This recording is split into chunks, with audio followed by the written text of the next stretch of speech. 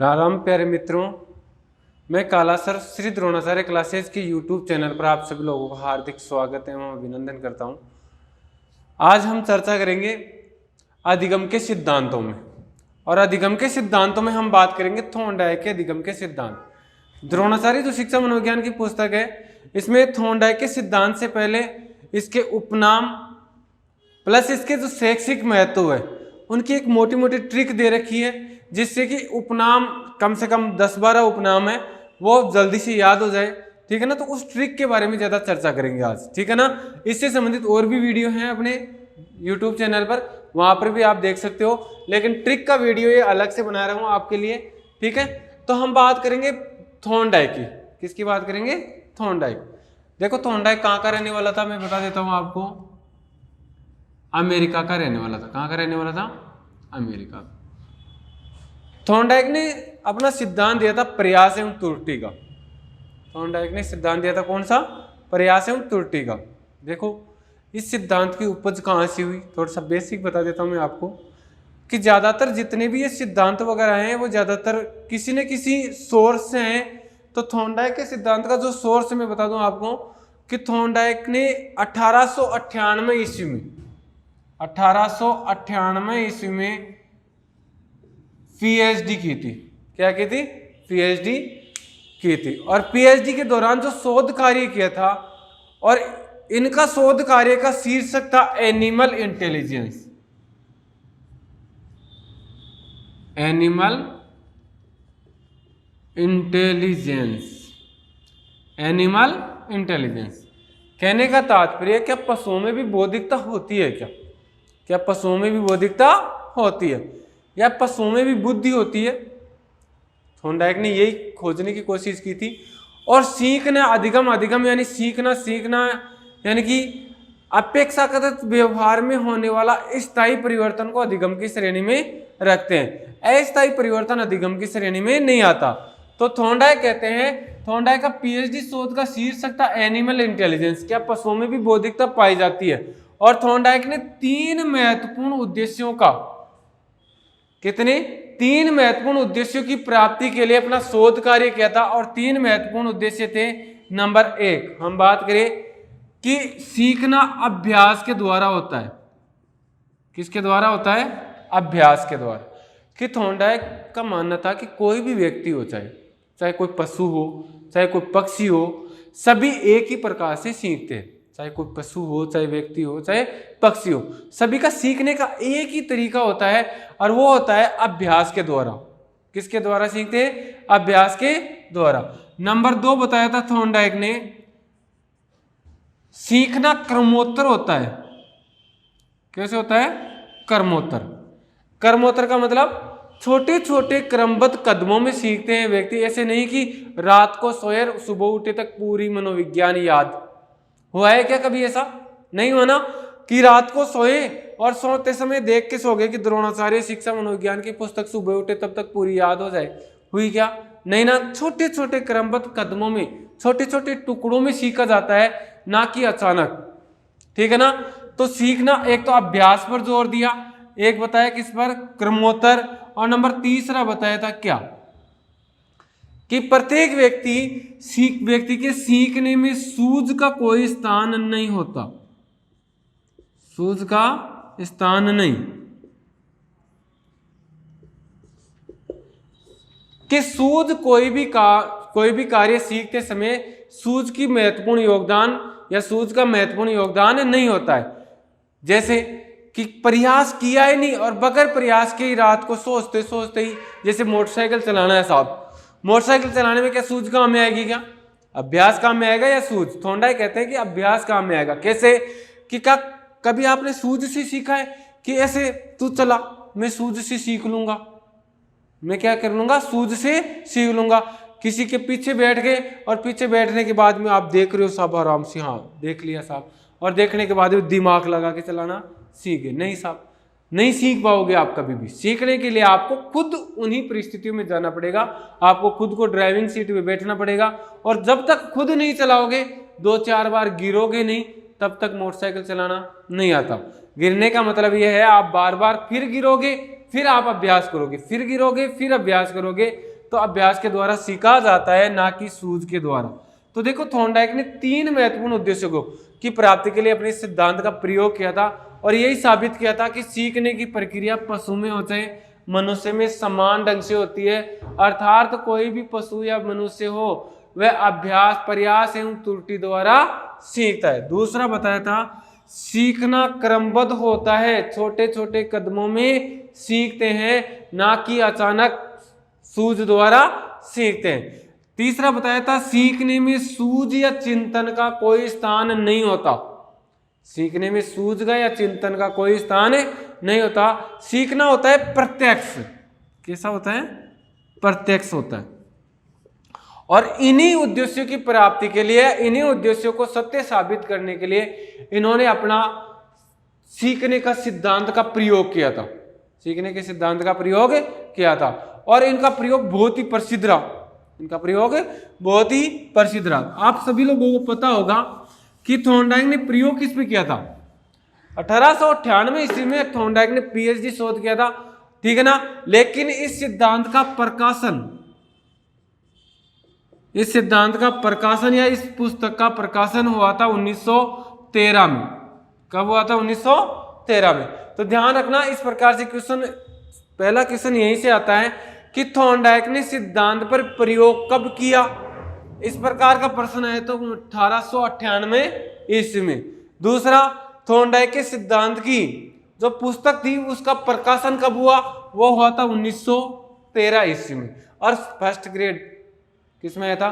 First grade में question आया था अभी इसी वैकेंसी में कि थॉर्नडाइक ने सिद्धांत का प्रयोग किया 1898, 1925, इस प्रकार से ऑप्शन थे। तो उसका आंसर क्या था? 1898 ईस्वी में, ठीक है ना। प्रयोग किस पे किया था आप लोगों को पता होना चाहिए। मोटी मोटी जानकारी दूंगा, इससे संबंधित और वीडियो अपने मिल जाएंगे।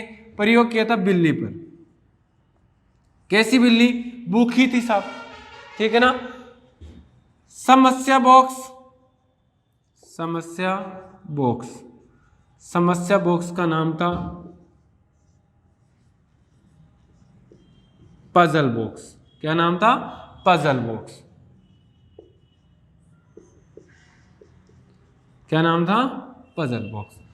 और किन को साबित करने के लिए? एक तो अभ्यास द्वारा सीखता है, एक कर्मोत्तर सीखता है, तीसरा सीखने में चिंतन या विवेचन का कोई स्थान नहीं होता। सूझ का खंडन किया है। थॉर्नडाइक ने किसका खंडन किया है? सूझ का। जबकि कोहलर कहते हैं अभ्यास द्वारा नहीं सीखा। किसके द्वारा सीखा जाता है? सूझ द्वारा ही सीखा जाता है। देखो ध्यान रखना, यहां से भी प्रश्न आ जाता है कि प्रयोग किस पे किया? बिल्ली पर। कब किया? 1898 ईस्वी में। पीएचडी शोध का शीर्षक था एनिमल इंटेलिजेंस। प्रकाशन कब हुआ? 1913 ईस्वी में। समस्या बॉक्स का नाम था पजल बॉक्स। क्या नाम था? पजल बॉक्स, ठीक है ना। अब चले अपनी महत्वपूर्ण जिस उद्देश्य के लिए आपके सामने आया हूं वो उस उद्देश्य की प्राप्ति करते हैं। और उद्देश्य था अपनी ट्रिक को समझना। थॉर्नडाइक से जो संबंधित जो फैक्ट है, उन फैक्ट में हमेशा कई बार दिक्कत आ जाती है। बच्चे भूल जाते हैं, एक बार पढ़ा फिर भूल गए, दोबारा पढ़ा फिर भूल गए। मैंने पहले ही कहा है कि ऐसे फैक्ट्स को आप छोटी छोटी फाइल बनाकर मस्तिष्क में डालते हो, जिससे कि जब भी आपको पुनः आवश्यकता हो अचेतन मन से वापस किस में आ जाए? चेतना में आ जाए, ठीक है ना। तो ट्रिक की बात करते हैं। किसकी बात करते हैं? ट्रिक की। और ट्रिक में अपन को मिल जाएंगे एक तो थॉर्नडाइक के सिद्धांत के बारे में थोड़ी सी जानकारी, इसके साथ ही आ जाएगी थॉर्नडाइक के सिद्धांत के उपनाम और शैक्षिक महत्व। और किसकी बात करेंगे? शैक्षिक महत्व। रटना नहीं है, रटने के साथ साथ मैं आपको क्या करूंगा? समझाता भी जाऊंगा। साथ में प्रयोग को भी काम मिलेंगे। किसको काम मिलेंगे? प्रयोग को भी काम मिलेंगे कि थॉर्नडाइक ने किस प्रकार से प्रयोग किया, किस प्रकार से प्रयोग नहीं किया, ठीक है ना। ट्रिक की बात करें, टी तेरी मेरी, टी तेरी मेरी। छोटे छोटे मंद, छोटे छोटे मंद अनुभवों का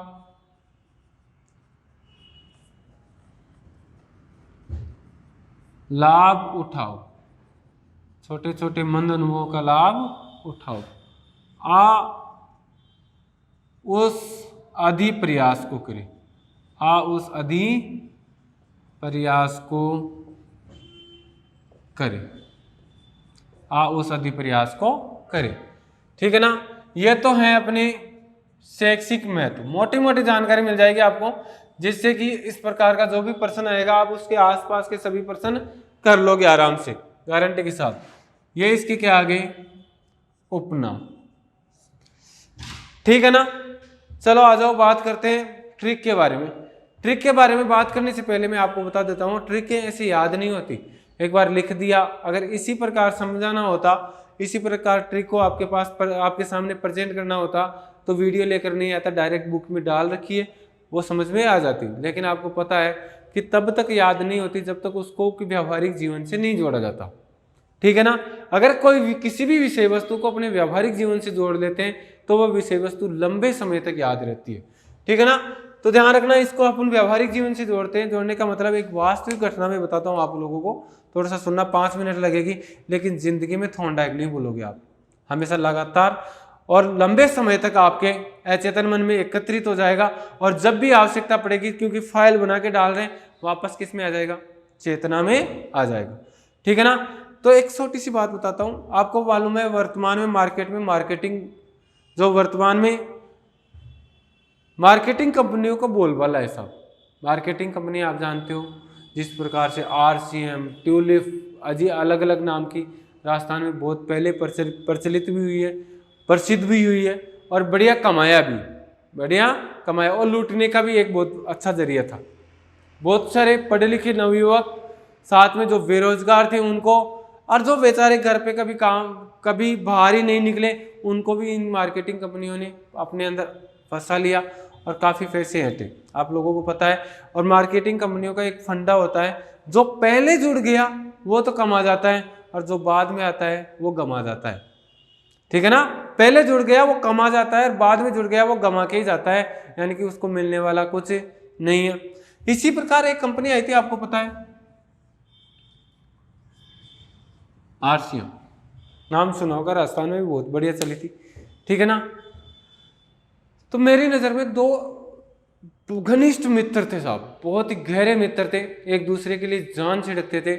दोनों के दोनों बेरोजगार थे। बेरोजगार होने के कारण उन्होंने कहा यार कोई धंधा तो मिल नहीं रहा, कोई जॉब तो मिल नहीं रहा, तो हम क्या कर लेते हैं, RCM कंपनी ज्वाइन कर लेते हैं। और दोनों के दोनों मित्र RCM कंपनी ज्वाइन कर ली, और बहुत ही बढ़िया धुआंधार तरीके से, ठीक है ना, काम करने के लिए लग गए, और बहुत ही अच्छे पैसे आने लगे उनके थोड़े ही दिनों में। ठीक है ना। तो आस पड़ोस वालों को टेंशन हो जाती है, होती नहीं होती, जब पैसे आते हैं आस पड़ोस वाले पहले टेंशन में होते हैं कि यार इसके पैसे क्यों आ गए साहब। और आप नौकरी भी लगोगे तो पड़ोसियों की ज़्यादा टेंशन है, जब रिजल्ट आएगा ना तो पड़ोसी पहले पूछेंगे यार भाई मेरे को बहुत चिंता हो रही है तेरी, करते नहीं करते। जब भी आप देखना, आपके सबसे ज्यादा शुभ चिंतक आपके पड़ोसी हैं। अब वो शुभ चिंतक किस प्रकार से, उनको हमेशा आपकी चिंता रहती है साहब, रहती है नहीं रहती आपकी चिंता। कई लोग तो सुनावनी बोल देते हैं साहब, अपने पड़ोसी अगर कोई नौकरी लगने वाला है तो बोलते हैं, नहीं लोग बोलते हैं। अब वो नौकरी की बोलते हैं कि लगने पे करूंगा या नहीं लगने पे करूंगा, वो एक अलग फैक्ट होता है। लेकिन मैं बता देता हूँ सबसे ज्यादा शुभ चिंतक होते हैं पड़ोसी।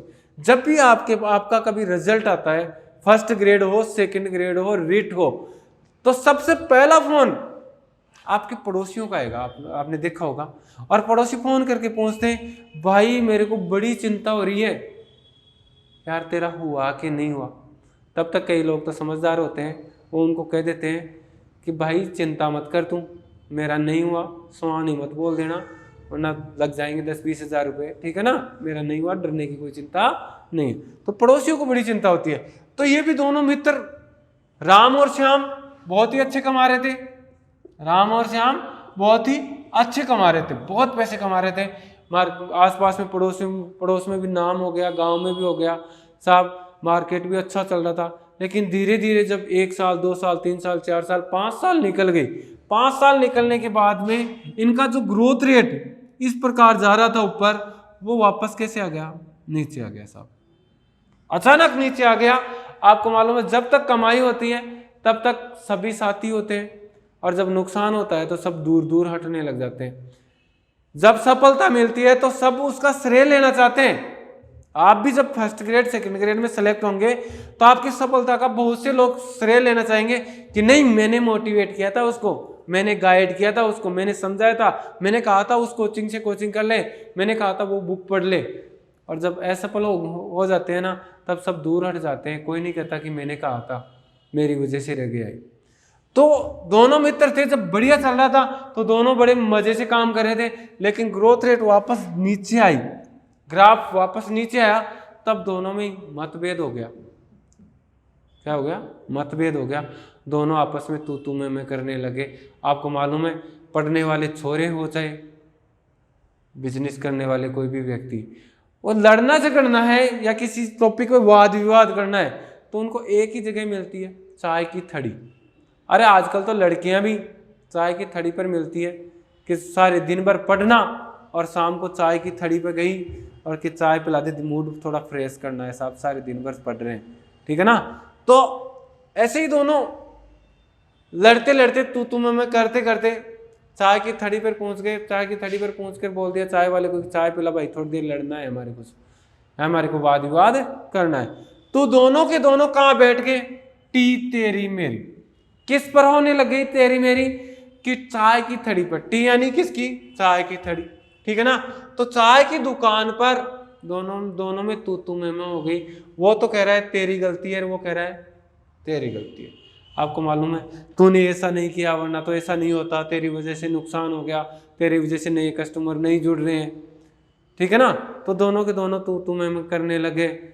आस पड़ोसी भी देखने लगे, यार इनको क्या हो गया, बड़ी अच्छी दोस्ती थी दोनों में, आज हुआ तो क्या हुआ, ठीक है ना।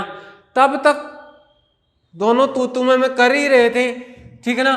तो सामने से उनका एक अजीज घनिष्ठ मित्र, दोनों का ही, ये दोनों तो मित्र थे ही, लेकिन इन दोनों का एक मित्र और था,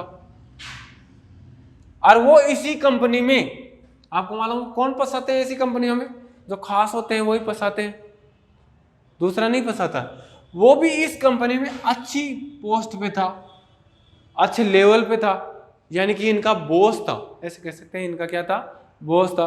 तो वो आ गया, तब तक उसको पता चल गया था कि दोनों आज तो बड़े मार्केट में लड़ रहे हैं साहब। तो वो बक के आ गया और उसने देखा दोनों तू मैं कर रहे हैं, तो उसने कहा कि आज से पहले तो आपके साथ ऐसा नहीं हुआ, आज से पहले तो बहुत बढ़िया काम कर रहे थे आप, अच्छे ग्रोथ पे जा रहे थे, वापस नीचे कैसे आ गए? तो उस बॉस ने समझाया कि छोटे छोटे मंद अनुभवों का लाभ उठाओ, छोटे छोटे मंद अनुभवों का लाभ उठाओ।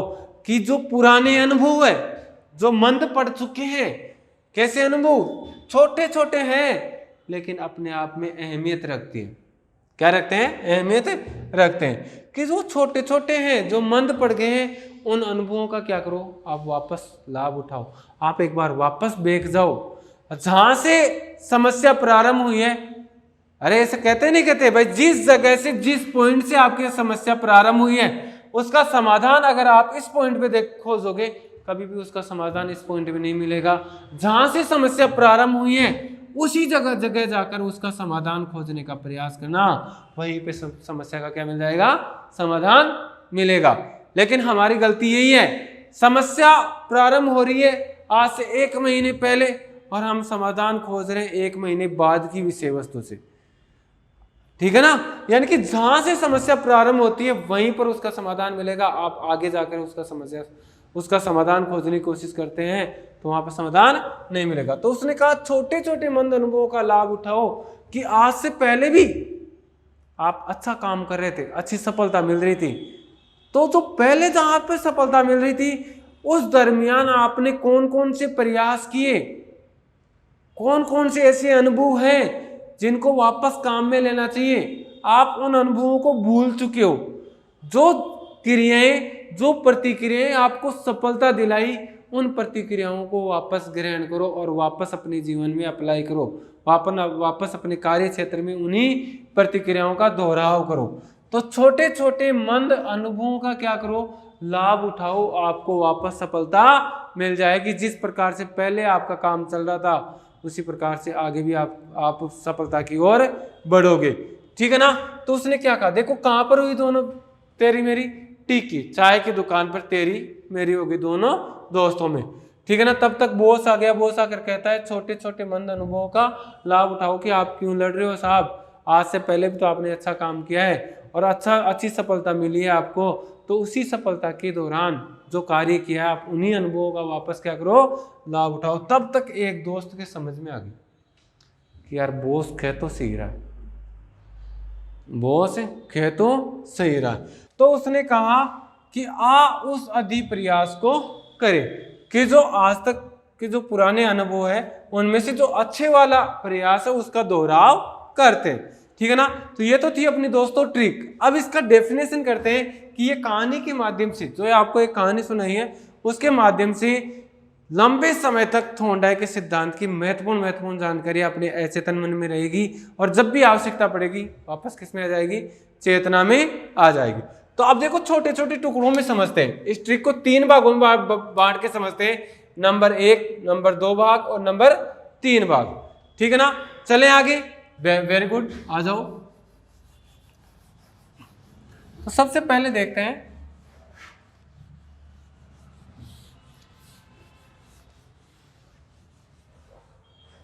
टी तेरी मेरी। थॉर्नडाइक की बेसिक जानकारी दी गई है इसमें। किस पर तेरी मेरी हुई थी, टी पर। टी से तो क्या बन गया, थॉर्नडाइक। टी से तो क्या बन गया, थॉर्नडाइक। तेरी से 1913, पुस्तक का प्रकाशन कब हुआ था, 1913 में। ठीक है ना। तेरी से 1913 और मेरी से कहाँ का रहने वाला था, अमेरिका का रहने वाला था। ध्यान रखना, टी से थॉर्नडाइक, तेरी से 1913, मेरी से अमेरिका। थॉर्नडाइक कहाँ का रहने वाला था, अमेरिका। कई बार पूछ लेते हैं थॉर्नडाइक कहाँ का निवासी था, सामान्य से क्वेश्चन आ जाता है, यही गलत हो जाता है। तो ध्यान रखना, अमेरिका का रहने वाला था। टी का थॉर्नडाइक, तेरी का 1913 और मेरी से अमेरिका। कहाँ का रहने वाला था, अमेरिका का रहने वाला था। ठीक है, कोई दिक्कत बताओ। नेक्स्ट स्टेप पे चलते हैं, नंबर 2। देखो नंबर 2 था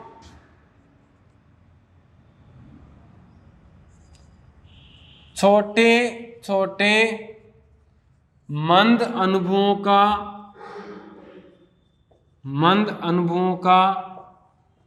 उठाओ। छोटे छोटे मंद अनुभवों का लाभ उठाओ। ध्यान रखना, ऊपर वाली तो समझ में आएगी। टी से थॉर्नडाइक, तेरी से 1913, मेरी से अमेरिका। पुस्तक का प्रकाशन 1913 में हुआ था, जबकि आपको पता है प्रयोग कब किया था, 1898 ईस्वी, 1898 ईस्वी में। ठीक है। नेक्स्ट बात कर रहे हैं किसकी, छोटे छोटे मंद अनुभवों का लाभ उठाओ। यह है थॉर्नडाइक के सिद्धांत के शैक्षिक महत्व, यानी कि इस सिद्धांत का शिक्षा में क्या महत्व है, शैक्षिक महत्व बाद में पढ़ेंगे। सबसे पहले पढ़ेंगे थॉर्नडाइक के सिद्धांत के उपनाम। किसकी बात करेंगे, उपनाम। तो छोटे छोटे मंद अनुभवों का लाभ उठाओ, आ उस अधि प्रयास को करे। आ उस अधि प्रयास को करे। आ उस अधि प्रयास को करे। इससे पहले मैं थोड़ा सा बता देता हूं आप लोगों को, थोड़ा सा प्रयोग के बारे में समझा देता हूं। थॉर्नडाइक ने किस प्रकार से प्रयोग किया था। थॉर्नडाइक ने प्रयोग के दौरान बताया था कि सीखना अभ्यास के द्वारा होता है, कर्मोत्तर होता है और इसमें चिंतन एवं विवेचन का कोई स्थान नहीं होता। तो थॉर्नडाइक थोड़ा सा पैसे में गरीब था। मैं बता देता हूँ आपको, थोड़ी सी बेसिक जानकारी और दे देता हूँ। थॉर्नडाइक जब पीएचडी कर रहा था उस दरमियान थॉर्नडाइक का भी मन था कि वह भी चिंपैंजी नामक सुल्तान पर, चिंपैंजी पर प्रयोग करे। किस पर करे, चिंपैंजी पर या वनमानुष पर प्रयोग करे। लेकिन थॉर्नडाइक वनमानुष पर प्रयोग नहीं कर पाए, क्योंकि थॉर्नडाइक पैसों से थोड़ा क्या था, गरीब था। इस कारण वनमानुष खरीद नहीं पाया प्रयोग के लिए। तो इसने किस पर बाद में प्रयोग किस पर किया था, बिल्ली पर प्रयोग किया था। ठीक है ना। तो थॉर्नडाइक ने पैसे से गरीब था, इस कारण थॉर्नडाइक ने प्रयोग के माध्यम से बताया था कि अभ्यास द्वारा सीखा जाता है, कर्मोत्तर सीखा जाता है और इसमें चिंतन एवं विवेचन का कोई स्थान नहीं होता। तो थॉर्नडाइक ने अपने इन उद्देश्यों को स्पष्ट करने के लिए एक प्रयोग किया था। उस प्रयोग के दौरान एक बॉक्स, समस्या बॉक्स का निर्माण किया था, यानी कि थॉर्नडाइक ने एक ऐसा पिंजरे का निर्माण करवाया था। ऐसे पिंजरे का निर्माण करवाया था, जिसमें एक जो दरवाजा था वो किसके माध्यम से, यह दरवाजा एक लीवर के माध्यम से जोड़ दिया गया। किसके माध्यम से जोड़ दिया गया? लीवर के माध्यम से जोड़ दिया गया कि ये लीवर जब भी दबेगा, इस लीवर पे जैसे ही दबाव पड़ेगा दरवाजा खुल जाएगा। ठीक है ना। तो बिल्ली को थॉर्नडाइक ने, देखो पैसों से गरीब था, चिंपैंजी को खरीद नहीं पाया, तो इसने एक बिल्ली पकड़ ली साहब, रोज हमेशा उसके घर पे दूध पी जाती थी। तो इसने देखा इसी को ले लेते काम में, बहुत दिन हो गए दूध पीते पीते मोटी हो गई है, अब देखते हैं भूखी रख के क्या प्रयास द्वारा खोलना सीखती है या चिंतन या विवेचन से खोलना सीखते हैं। तो थॉर्नडाइक ने एक बिल्ली को पकड़ा और पिंजरे के अंदर डाल दिया। बिल्ली को पकड़ा और पिंजरे के अंदर डाल दिया। इस प्रकार से एक लीवर, दरवाजे के पास में एक लीवर लगाया और लीवर इस प्रकार से एडजस्ट किया गया कि जैसे ही दबाव, इस पे थोड़ा सा वजन या थोड़ा सा दबाव पड़े तो ये बिल्कुल खुल जाए। और बिल्ली के सामने यहां रख दिया क्या? भोजन। और भोजन क्या था? मछली का टुकड़ा। क्या था? मछली का टुकड़ा। भोजन क्या था? मछली का टुकड़ा। अब साहब बिल्ली को पिंजरे के अंदर डाल दिया। पिंजरे के अंदर डालने के बाद में 1 दिन 2 दिन तक खाना नहीं दिया। बिल्ली को भूख लगी। बिल्ली को क्या लगी? भूख लगी। तो बिल्ली चारों तरफ दौड़ना प्रारंभ कर दिया। बिल्ली की आदत होती है नोचने की। क्या करने की आदत होती है? नोचने की। तो बिल्ली इधर भगी, चारों तरफ दरवाजा खोलने के लिए भगती रही। यानी कि बहुत सारी अनुक्रियाएं प्रतिक्रियाएं की बिल्ली ने, बहुत सारी अनुक्रियाएं प्रतिक्रियाएं की। अचानक बिल्ली ने चारों तरफ प्रयास करते करते, ठीक है ना, अचानक बिल्ली का पैर लगा। कहां पर? लीवर पे। लीवर पे पैर लगते ही दरवाजा खुल गया और बिल्ली बाहर आई। बिल्ली बाहर आकर भोजन, क्या था? मछली का टुकड़ा, भोजन को खाई। बिल्ली बाहर आई, भोजन को खाई। यहाँ पर थॉर्नडाइक देख रहा था, बेटा बेटा बेटे खा गई भाई, ठीक है ना। बिल्ली बाहर आई, भोजन को खाई। जैसे ही थॉर्नडाइक ने देखा कि भोजन को खा लिया, ठीक है ना, थॉर्नडाइक आया, बिल्ली को उठाया और वापस क्या कर दिया? अंदर। वापस अंदर। बिल्ली भूल गई। बिल्ली को तो क्या दिख रहा था? भोजन दिख रहा था खुलते ही, ठीक है ना। बिल्ली भूल गई। फिर बिल्ली ने चारों तरफ प्रयास करना प्रारंभ कर दिया। फिर अचानक लीवर पे पैर लगा, बिल्ली बाहर आई, भोजन खाई, थॉर्नडाइक आया, बिल्ली को उठाया और वापस अंदर। फिर बिल्ली भूल गई, चारों तरफ प्रयास किया, अचानक लीवर पे पैर लगा, बिल्ली बाहर निकली, बाहर आई, भोजन खाई, थॉर्नडाइक आया, बिल्ली को उठाया और वापस अंदर। ये प्रक्रिया काफी बार दोहराएगी। तो बिल्ली ने देखा जब जब मैं इस तरफ गई तब तब दरवाजा नहीं खुला, जब जब इस तरफ गई तब तब दरवाजा खुला। तो इसने निरर्थक क्रियाएं करना कम कर दिया, ठीक है ना, और इधर इधर प्रयास करना प्रारंभ कर दिया, ठीक है ना। तो बिल्ली जैसे ही, बिल्ली काफी बहुत बार ये प्रयोग का दोहराव करने के बाद बिल्ली ने एक बार अचानक लीवर पे पैर लगा, बिल्ली रुक गई, रुक के देख ली कि यहाँ से खुलता है बेटा तिलस्मी का दरवाजा, ठीक है ना। तो बिल्ली समझ गई, सीख गई, बार बार प्रयास किया, फिर भूल गई थी, फिर प्रयास किया था, फिर भूल गई थी, लेकिन बिल्ली धीरे धीरे क्या कर गई? सीख गई। बाहर आई, खाना खाया, थॉर्नडाइक आया, बिल्ली को उठाया, वापस अंदर, ठीक है ना। फिर बिल्ली को बंद कर दिया, सामने भोजन रखा, बिल्ली सीख गई थी। बिल्ली क्या कर गई थी?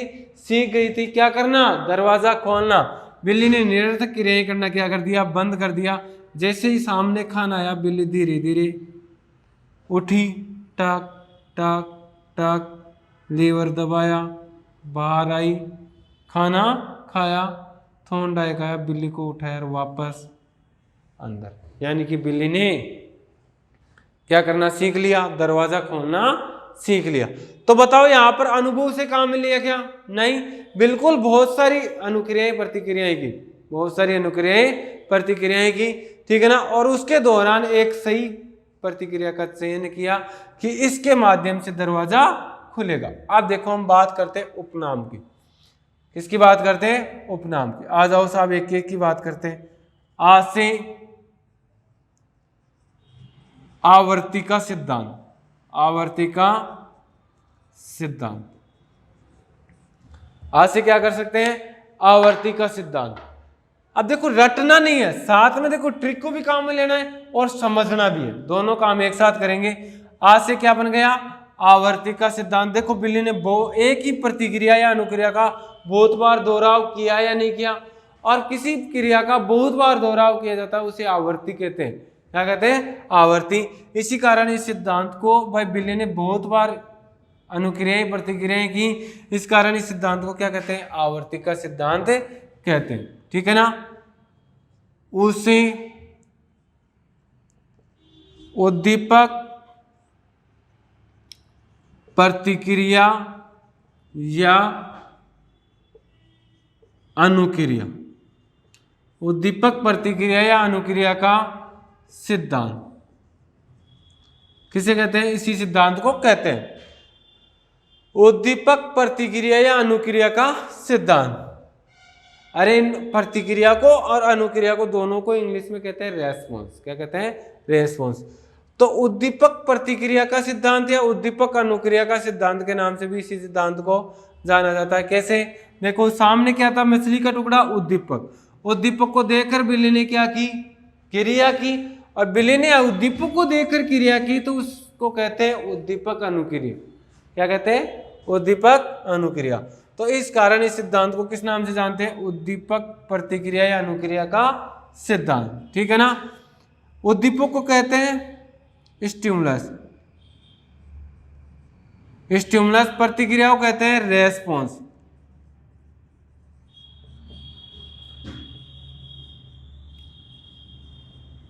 Stimulus response theory, stimulus response theory के नाम से भी सिद्धांत को जाना जाता है। क्यों? उद्दीपक को स्टिमुलस, प्रतिक्रिया को रेस्पॉन्स, सिद्धांत को थ्योरी। तो स्टिमुलस रेस्पॉन्स थ्योरी इसी सिद्धांत को कहा जाता है क्योंकि बिल्ली ने स्टिमुलस को देखकर क्या किया? रेस्पॉन्स किया। इस कारण इसको स्टिमुलस रेस्पॉन्स थ्योरी के नाम से जाना जाता है। तो इस सिद्धांत को हम शॉर्ट में कह सकते हैं क्या? SR theory.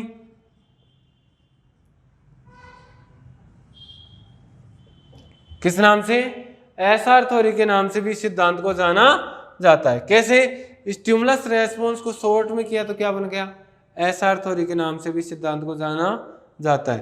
तो देखो, आ से आवर्ती का सिद्धांत, उ से उद्दीपक प्रतिक्रिया का सिद्धांत, उद्दीपक को कहते हैं स्टिमुलस, प्रतिक्रिया को कहते हैं रेस्पॉन्स थ्योरी, एसआर थ्योरी के नाम से इस सिद्धांत को जाना जाता है। ठीक है ना। स्क्रीनशॉट ले लो, एक बार लेना चाहते हो तो तुरंत ले लो।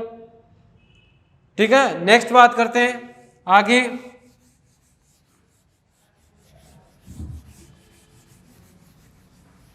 अब आगे साहब से, किसकी बात? से संबंधवाद का सिद्धांत, संबंधवाद का सिद्धांत। संबंधवाद का सिद्धांत क्यों कहते हैं? बिल्ली ने उद्दीपक और अनुक्रिया के मध्य जो संबंध स्थापित किया था, जो सही अनुक्रिया लीवर, किसका? लीवर का संबंध स्थापित कर लिया। किससे? उद्दीपक से। किससे स्थापित कर लिया? उद्दीपक से। कि जब जब ये लीवर दबेगा तब तक मेरे को क्या मिलेगा? खाना मिलेगा। तो इसने अनुक्रिया का क्या कर लिया? संबंध स्थापित कर लिया। इस कारण इस सिद्धांत को संबंधवाद का सिद्धांत कहते हैं। से संबंधन का सिद्धांत, से क्या कह सकते हैं? संबंधन का सिद्धांत।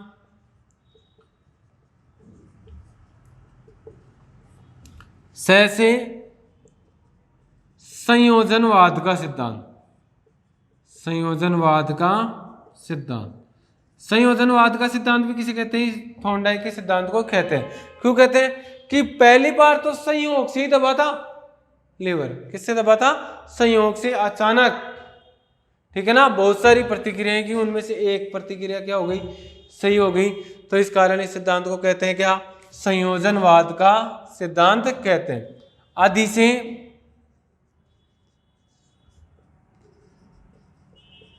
अधिगम का बंध सिद्धांत, अधिगम का बंध सिद्धांत। अधिगम का बंध सिद्धांत भी किसी कहते हैं? इसी सिद्धांत को कहते हैं। क्योंकि परिस्थितियां बताओ, बंद थी या खुली? अरे बिल्ली बंद परिस्थितियों में थी, नियंत्रित परिस्थितियों में थी। ठीक है ना, खुली थोड़ी थी।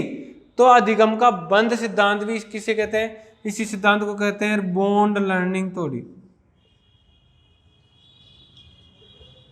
बॉन्ड लर्निंग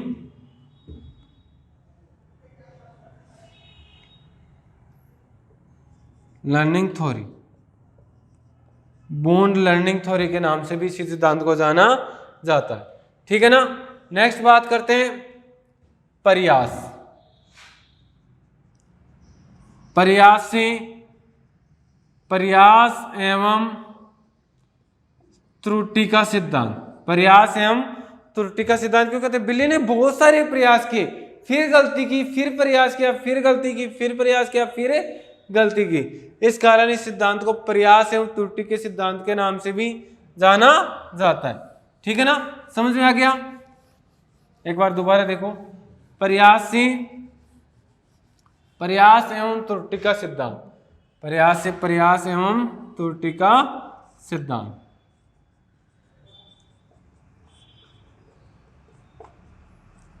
प्रयास एवं त्रुटि का सिद्धांत, ठीक है ना। इसे हम कह सकते हैं प्रयत्न एवं गलती का सिद्धांत। कह सकते हैं, नहीं कह सकते? प्रयत्न एवं गलती का सिद्धांत। घबराने की जरूरत नहीं है, एक ही सिद्धांत के नाम है। ठीक है ना। फिर कह सकते हैं प्रयत्न एवं भूल का सिद्धांत, भूल का सिद्धांत। बिल्ली ने फिर प्रयास किया और भूल गई कहां से दरवाजा खोलता है, इसी कारण इसे प्रयत्न एवं भूल के सिद्धांत के नाम से भी जाना जाता है। ठीक है ना।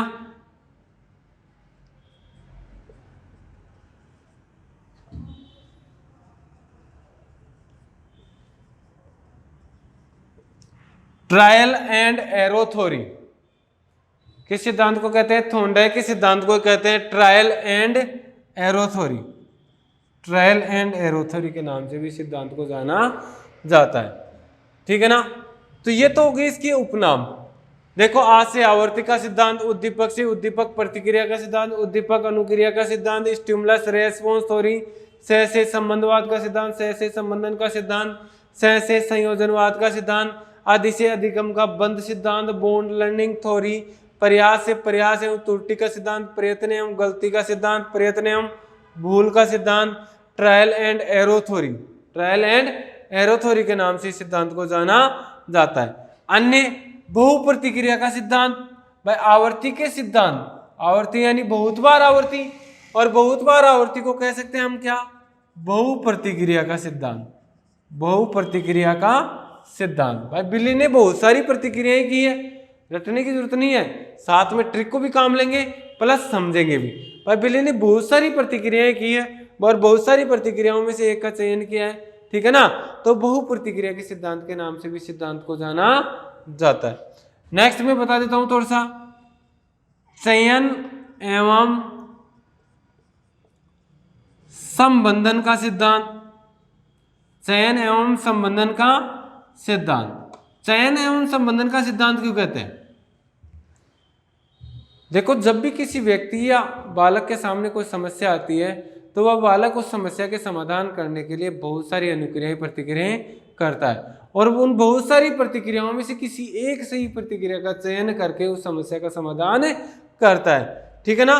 तो देखो यहाँ पर क्या हुआ, बिल्ली ने बहुत सारी अनुक्रियाएं प्रतिक्रियाएं की, और बहुत सारी अनुक्रियाओं प्रतिक्रियाओं में से किसी एक प्रतिक्रिया का क्या कर लिया? चयन। किसी एक प्रतिक्रिया का क्या कर लिया? चयन कर लिया, और उस प्रतिक्रिया का उस समस्या के साथ क्या कर लिया? संबंध स्थापित कर लिया। तो बिल्ली के सामने समस्या क्या थी? भोजन खाना, कि भोजन कैसे खाएं, और उसके साथ क्या कर लिया? संबंध स्थापित कर लिया। उस सही प्रतिक्रिया का क्या कर लिया? संबंध स्थापित कर लिया। तो इस कारण इस सिद्धांत को चयन एवं संबंधन के सिद्धांत के नाम से भी जाना जाता है। बताओ कोई दिक्कत? एक बार दोबारा देखना, शॉर्ट एंड स्वीट। आज से आवर्ती का सिद्धांत, आज से यानी कि बहुत बार आवर्ती हो रही तो हम कह सकते हैं बहु प्रतिक्रिया का सिद्धांत। उससे उद्दीपक प्रतिक्रिया का सिद्धांत, उद्दीपक अनुक्रिया का सिद्धांत। ठीक है ना। और उद्दीपक को कहते हैं stimulus response theory, stimulus response theory. SR theory, सह से संबंधन का सिद्धांत, सह से संबंधवाद का सिद्धांत, सह से संयोजनवाद का सिद्धांत, अधिगम का बंध सिद्धांत, बूंद लर्निंग थ्योरी, प्रयास एवं त्रुटि का सिद्धांत, प्रयत्न एवं गलती का सिद्धांत, प्रयत्न एवं भूल का सिद्धांत, ट्रायल एंड एरो थ्योरी, चयन एवं संबंधन के सिद्धांत के नाम से इस सिद्धांत को जाना जाता है। ये तो हो गए साहब अपने इस सिद्धांत के उपनाम, इस सिद्धांत के उपनाम। अब बात करते हैं इस सिद्धांत का शैक्षिक महत्व। शैक्षिक महत्व देखो ये काम में आएगा हमेशा। किसकी बात कर रहे हैं? शैक्षिक महत्व। छोटे छोटे मंद अनुभवों का लाभ उठाओ, छोटे छोटे मंद अनुभवों का लाभ उठाओ। देखो आ जाओ, छोटे बच्चों को इसी सिद्धांत से पढ़ाया जा सकता है। बताओ, छोटे बच्चों को सूझ के सिद्धांत से पढ़ाएंगे या प्रयास एवं त्रुटि के सिद्धांत से?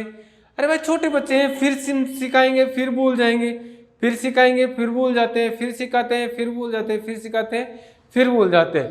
तो छोटे बच्चों को थॉर्नडाइक के सिद्धांत से पढ़ाना चाहिए, थॉर्नडाइक के सिद्धांत से समझाना चाहिए।